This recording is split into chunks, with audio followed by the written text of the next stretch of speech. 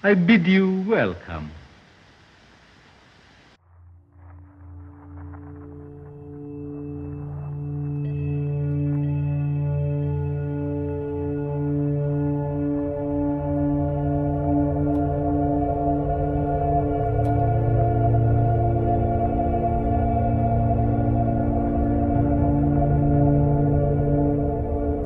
On December 3rd, 2018, at the theater in the Ace Hotel in downtown Los Angeles, investigative filmmaker Jeremy Corbell released a documentary about one of the most controversial figures in ufology, a man who tells a story that, if true, changes everything.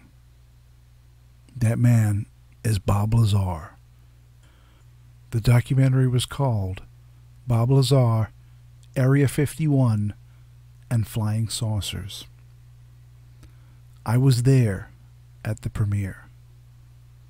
It was an amazing event. It was as if this controversial story, after almost 30 years, was finally receiving the recognition and the validation that it so very much deserves.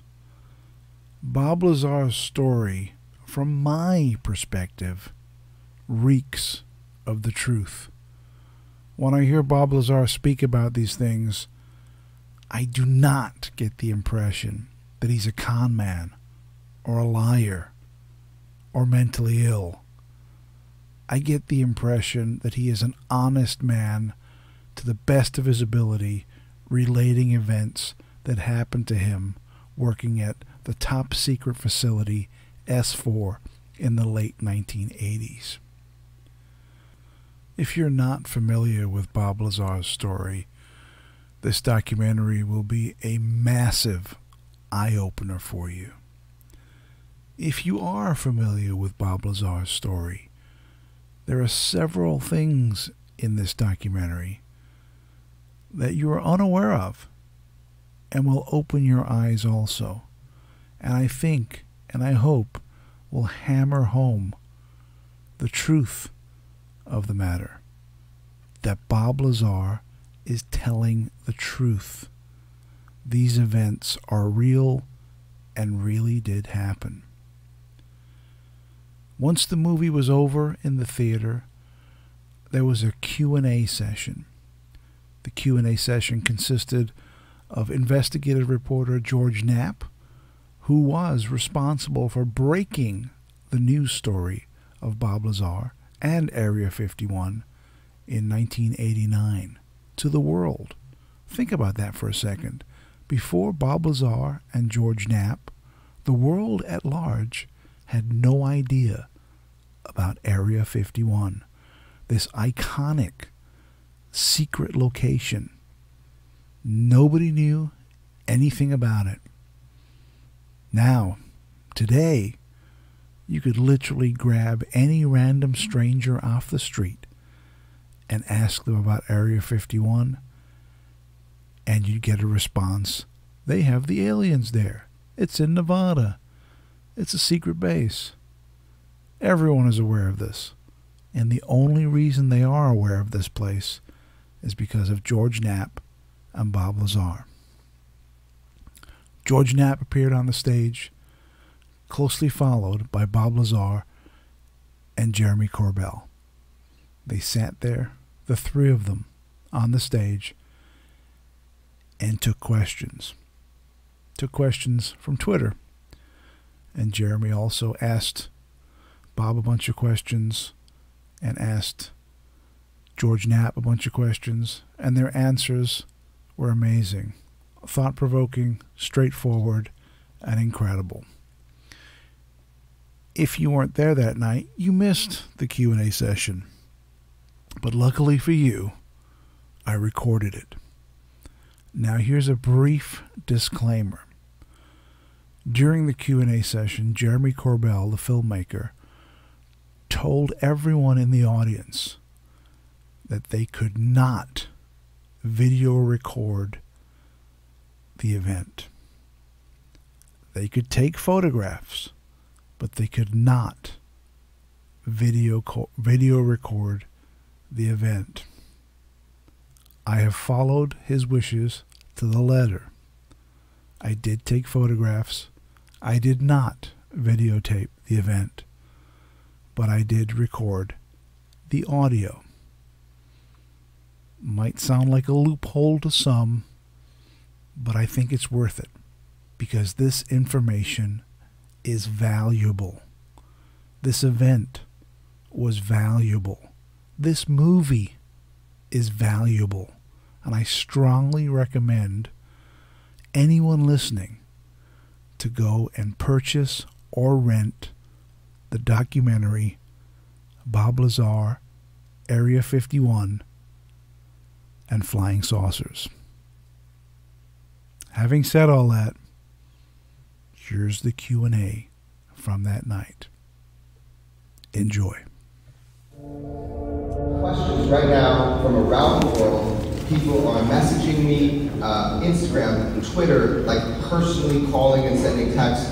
Hashtag Bob Lazar. If we do that right now in the audience, I'm going to ask a few questions from Twitter.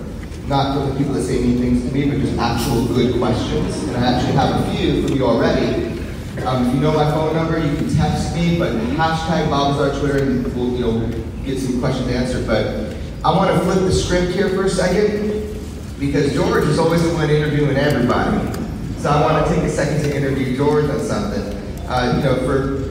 For almost 30 years now, George's been standing up and saying, hey, I believe Bob's story. But he's never really told everybody some of the things why. So 30 years ago, and to this day, you believe Bob's story. Can you just tell me a couple of reasons what you did at the beginning for Bob to earn your trust? First of all, did you notice I had brown hair back then? I think the fact that it's turned white is a lot to do with Bob Lazar. Marijuana has something to do with that too. Our hope for the film, what Jeremy set out to do was sort of to let the world know a little bit about Bob, because once you get to know him, the improbable premise becomes more probable. And I was never able to do that in our stories. We were always arguing about what school he went to and what he did at Los Alamos and what has happened since then and all the picky little crap that ufologists and the debunkers want to deal with. And I never got to really tell about Bob other than his crazy, interesting interest, his jet car and blowing stuff up. It's what won me over, I think back then, is just getting to know what kind of a guy he was, and that, in ufology, and I think most of the people who are here who are familiar with that field, you know what it's like for the phonies, the people who come up with these crazy stories. They always have to keep adding to it to keep themselves in the limelight, So one day they saw a flying saucer, the next day they got to say they were abducted, the next day they had sex with female aliens, the next day they got a wife on Mars, the next day they're time traveling to Mars, and they always have to keep adding stuff up. Bob wasn't like that. He told the same story to Jeremy in this film that he told me 29 years ago. And I think that had a lot to do with him having credibility for me. The stuff that I would ask, if there were things that I would ask that he didn't know, he wouldn't speculate. He didn't jump to any conclusions. He just stuck with the stuff he knew or had personal experience with. And it impressed me that he didn't necessarily believe in himself. I mean, he was skeptical about the things that he read, the reports. He couldn't quite figure out why he was allowed to see this stuff. We have entertained the idea that maybe they had an idea in mind that he might leak it, that it was a false flag, or run it up the flagpole and see how the public reacts and then pull the rug out from under him. Maybe. He doesn't rule that stuff out. But as Jeremy pointed out in the film, the people who know Bob the best, who are closest to him, know that he's not a liar, he doesn't make stuff up, and the story has been really consistent. And then the other part that's really hard to explain, I don't mean to dominate the whole conversation here, but that we had a hard time conveying was all the weird stuff that happened to, mostly to Bob, but also to others of us in his circle in those days. While we were trying to work on verifying the story and building the case, you know, a lot of really strange and unpleasant things happened. You heard this story that he told about his tire being shot out as a warning, but there were all kinds of other really weird things. Break-ins at his house when they just moved things around, break things on the board, break-ins to his car, just gamesmanship to let them know that they were around. And then for me, as I'm interviewing people who had experiences out there, 24 different people who had worked at Area 51 and Groom Lake over the years, people who agreed by phone to give me information, one after another were visited by agents who told them to keep their mouths shut. Shut up. 6 people right in a row. You know, today we take it for granted that our phones are tapped, that it all goes into some gigantic database in Utah monitored by the NSA. Back then, you know, I took umbrage at it when I realized that somebody was listening to my phone, but it happened again and again. People who offered to give me information that would buttress the story that was told by Bob were visited by agents who told them to shut up or else. One of those ladies worked for the Clark County court system, and these 2 guys came to her. She had been a secretary and had a stenographer in these meetings with a defense contractor at which they discussed crashed saucers. And they came to her and said, look, you're still under your security oath. We know that you travel back and forth to Los Angeles to see your daughter and that she comes here. It's a big desert out there. It'd be a shame if something bad happened. And she was scared to death. And 10 years later, I went back to her thinking, maybe she'll talk to me now. She won't. She wouldn't. So those things were real. The things that happened to Bob were real. The things that happened to all of us in that circle were real. Somebody was really messing with them, threatening him, and it's because his story was true. And I don't know if you figured out the mystery of what was in the beginning of Jeremy's film with the phones. That was a raid. That happened. That wasn't 30 years ago. That was a year ago. Anyway. I wanted to show that for the first time. George.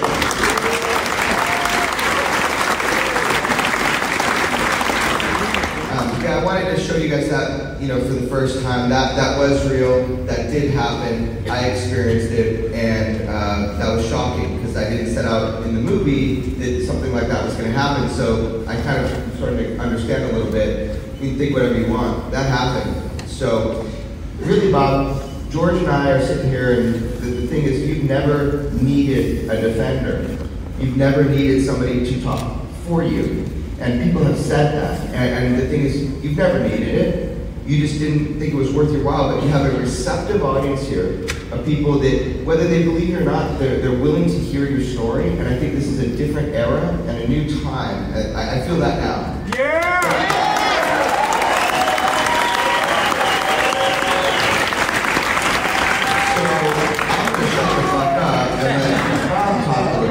But I do have some specific questions. But from all this experience and me dragging you into this world premiere, do you have anything you want to say before I start asking you questions? No, just go for the questions. All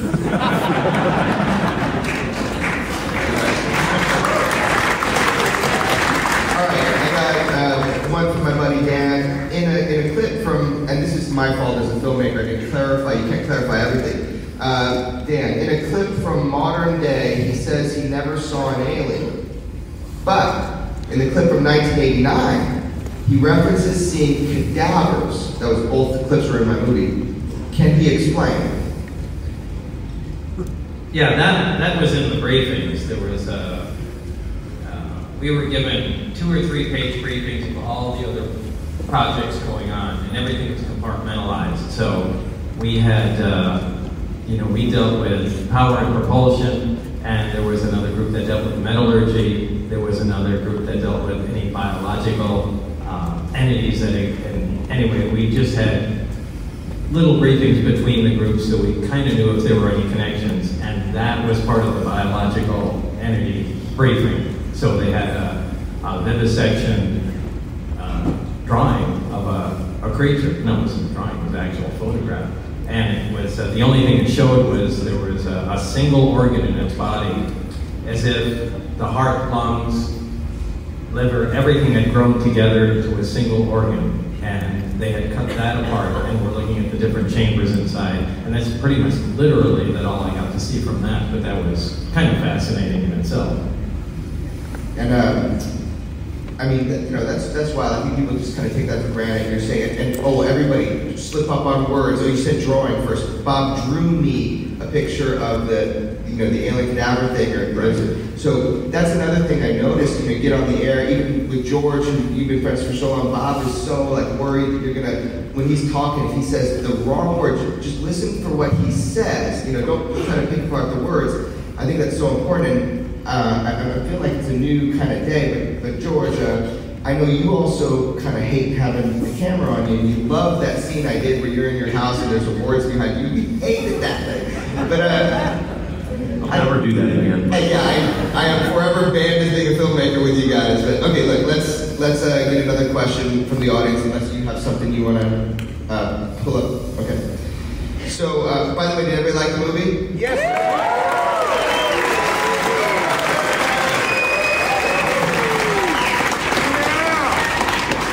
I mean, they're so random, I don't even know where to start. Well, one of my friends actually asked me, does Bob Lazar smell like science experiments? Anyway, do you believe undercover agents are in the room at this very moment? And if so, what would you like to say to them? Hi. So, is it true also, George, that one of the people tasked with following you during that time period actually admitted and proved to you that they were the ones following you? That is true. There were one of the places we used to hang out was a watering hole called the Smuggle Inn. And we would meet there to sort of strategize and figure out where to go next. And there were a couple of other people in that small group. And when the guy who was one of the ones who had followed us around, he met me there, this is years later, and told me that it had been his job to follow us there, and he got to like the bar, so years later he was still going back. So they're coming in fast and furious, you guys, on all forms of my phone. But I see one right here. Erica, you wanted to know, question for Bob, how close to duplicating the alien propulsion system did you achieve? We didn't. That's just about it. I mean, we couldn't even duplicate the material that, even the casing material, we didn't really even understand what was going on. It's one of those things where we can see what's happening and be proficient at using it, but there wasn't a single thing we could duplicate at all. At least at the time when I was there. I have no idea where they are at this point. Okay, what breakthrough, I can't really understand, it's my eyes, what breakthroughs did you come to with any of the research that you did there? Were there any breakthroughs? Did you experience any breakthroughs? I'm going to expand the question. Did you have any breakthroughs when you were working at S4 on alien spacecraft, Bob? Did you have breakthroughs? Well, anytime you were able to decipher something, it was a breakthrough. I mean, when we determined the fuel was a super heavy element, that was a breakthrough. When we finally figured out how the reactor and the amplifier worked together, that was a breakthrough. When we finally figured out how to shut the reactor off, that was a breakthrough. But I mean, every single thing was amazing to us. It's like, having a couple little children playing with advanced materials. It's just all, it's pretty much all luck. I guess, I'm going to put this down for a second. Some of the things I know that you probably want to know because it was news to me, and talking with George all these years and talking with Bob as well, Bob would say things and it would kind of hit me like, I didn't know that. If I've been researching this and I don't know it, I'm sure you don't. You said something to me recently. You said, look, I don't know for sure, 100%, that the physics I described and how it was is the way it worked. It was like magic. I was telling you to the best of my ability, to what I think we got to. So but people don't know that. So basically what I want you to explain to them, like you explained to me, is you're kind of giving it your best shot of how you think it worked, but you're not positive about it. No, there's no way to verify it 100%. In the situation we were in, we just really were able to observe and then come up with pretty much an educated guess as far as what's going on. But that's the best we could do at that time. Our friend Mark says, how fast does the super heavy element decay? how fast does element 115, I guess, decay? Well, the 115 we have, the isotope that powered the craft does not decay. That's a stable element. The element 115 that we synthesized recently, which was a few years ago, that does decay very quickly. And any element can have a whole host of isotopes. And those isotopes can have various half-lives or be stable. So the isotope of the 115 that's used in the craft is stable and does not decay. Funny little story, when gravity was admitted that it was a wave for sure, I call Bob, I'm like, Bob, vindication, man, they said gravity is a wave. And he goes, yeah, well, I had a 50-50 chance if you think about it, Jeremy. I was like, okay. And then additionally, Bob, they fabricated some atoms of element 115, and it's so cool. It's so hard to impress Bob Lazar about UFOs. It drives me freaking crazy. I just had to say that. I don't know, man. I just hope that you guys, through the movie, that you get a chance a little bit to get to know Bob. And he's not happy being up here. Like, he's doing me a favor.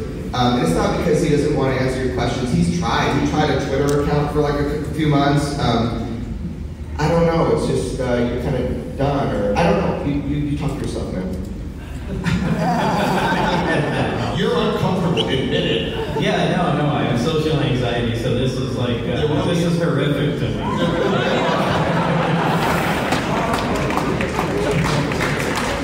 Hey guys, let's give Bob Lazar a hand.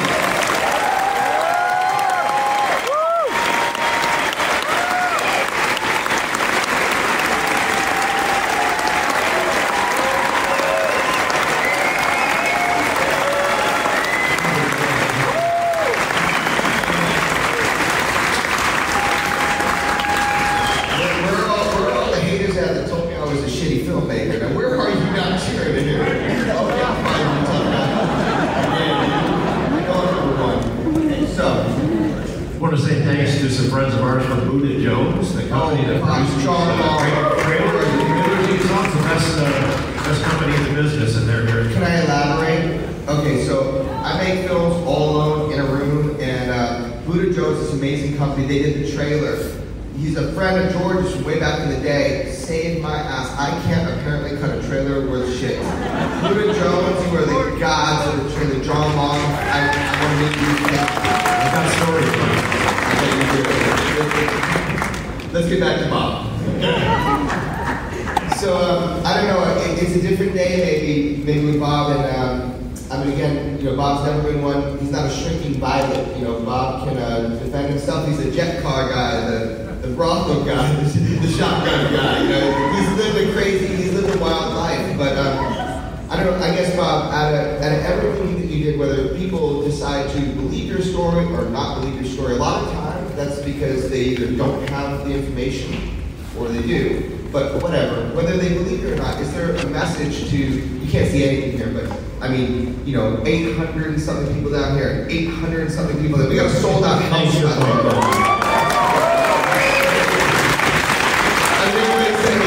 So for all these people that came here to see you, and I know you traveled from other countries, from around the world, every country in the world, it's unbelievable to me the messages I'm getting. Thank you for supporting my work. Thank you for supporting George, who was holding the microphone, trying for 25 years against all odds, and Bob himself. But is there anything, Bob, that you want to tell this audience right now, just what's important about your story, whether they believe it or not? What do you want them to take away when they leave this auditorium?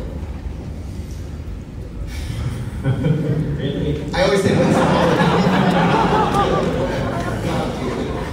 No, I understand it's an incredible story, and I myself would have a really tough time believing it, as I said in the film.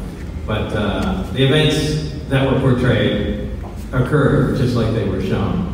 And, quite frankly, I prefer people don't believe it because then I don't get asked questions and don't get bothered at all. But, for those of you that can see through that, all I want to tell you is that that's really the way things happen, and that's pretty much it.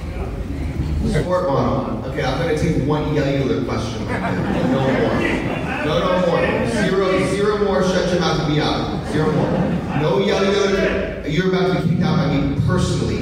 No more out loud questions. But the sports model, okay? I think it's really interesting. I had a guy, he's an aviation writer, and he has a very sophisticated website about all this, and he said, one of the things that's killing me is I don't know how Lazar came up with the sport model, because it is, from an aviation standpoint, it is so perfect. The system he described, it's genius. And I was on the phone with him, I'm like, well, maybe he didn't make it up. Okay? So tell us a little bit about the sport model before we jump off stage here. Just tell us a little bit about what was most impressive to you about the sport model, about the science of it, about what you got to see inside of it. What did it feel like to walk inside a flying saucer? It was really more ominous than interesting at the time. And everything is exactly one color. It's all a dark pewter gray. There is no sharp angle anywhere. Everything has a radius of curvature to it, as if somebody built this thing out of wax and then let it melt a little bit and then let it cool off. It's a very unusual, I mean, it feels unusual just to be in there, but even the most simple things inside are, and pardon the pun, are completely alien. The little doors that snap open are made of little hexagons. I mean, it's hard to go through everything that pops into my mind right now, but it's difficult really to say. But there's nothing that, it's like going into a room where nothing looks familiar at all, not even the room itself. So it was really something I'll never forget. Small furniture. Well, yeah, and that's a good point too. But even that's unfamiliar. Why would you have something, a seat that's half its normal size? So it was really, it's a shocking thing. Well, I just want to say, thanks for including me, guys, because this has been a ride. I mean, earning George's trust and him telling me, you're never going to get Bob on camera. Go ahead, good luck, kid. That was awesome. Thanks for the encouragement. Thanks, Bob. Just so it's very clear, Bob did not ask me to make a movie. He's getting zero from this movie. He actually gave to a science charity the last time we did a screening. The things you think are just fucking wrong, and go ahead and take that angle if you want, or you can hear the story, and you can, with your rational mind, with your skeptical mind, but with at least a part of your mind open to the story, you can hear it. I'm not, as a journalist, at some point you got to take a stand, right? I don't know what's the ethics of journalism. I got to take a stand. Your friend Dave Navarro was here. He calls himself a hopeful skeptic. He hopes that this is true. He wants to believe, like the poster from the X-Files. But he still uses his mind. Skepticism is a healthy thing in this kind of a field. So you have to just buy it. You're skeptical of your own story in some ways, and some of the things that you say. Understandably so. You should be, but it doesn't mean having a closed mind.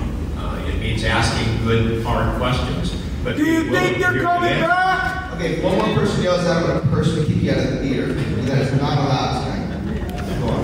No, that's okay.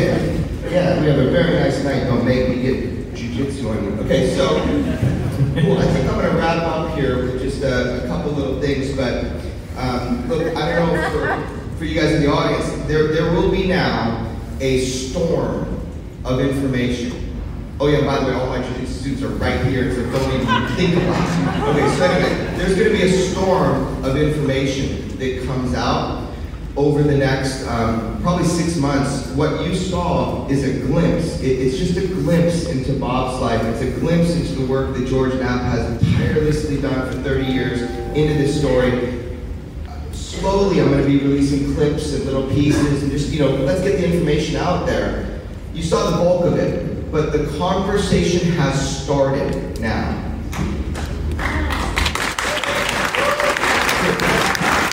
So this is not the end of it right now for me. I mean, I don't abandon something. Every single one of you that wants to write and ask a serious question, if you're not being an idiot or mean, I will answer you. I get in a bathtub and I'll start answering the best I can. I'll lay there for hours. So the thing is, this is the beginning of a conversation, and there's going to be more. So even though we're closing tonight here, just do me a favor. Tell me if you liked the movie, if you thought it was good. Tell people. That is the whole thing. Let people know. Because that's how we spread the movie, that's how we spread the information. Thank you. That's what I got to say. Well, we live in interesting times. I mean, back when this started in 1989, Bob was kind of an outlier. You know, he was telling a story that a lot of the world wasn't ready to hear.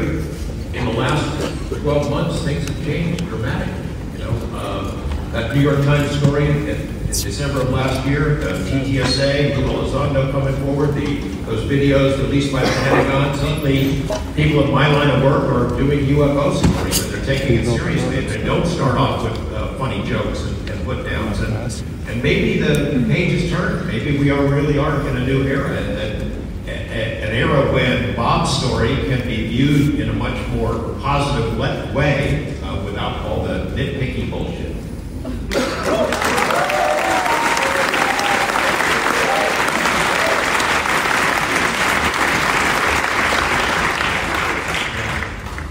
Well, I mean, I don't have a lot to say other than I know a lot of people came from great distances to be here, and I really do appreciate that. I appreciate all the support that I've gotten, and we love really, you, Bob. Thank you. Thank you so much. I really like to come out here and have fun. Oh, Bob likes my movie now. First time I showed it to him, I was in big trouble.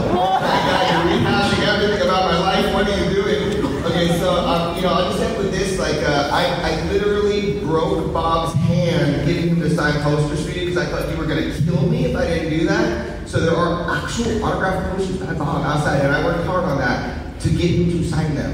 And no, it's not getting anything. Don't worry about it. Just go get the poster if you want it. It's so cool. This is a celebration. So thank you for having us. Thanks for sharing the night with us. And guys, begin now. Recognize your curiosity. I hope you enjoyed that glimpse of a truly great night, listening to Bob Lazar in person tell us about his experiences, along with George Knapp and the filmmaker Jeremy Corbell.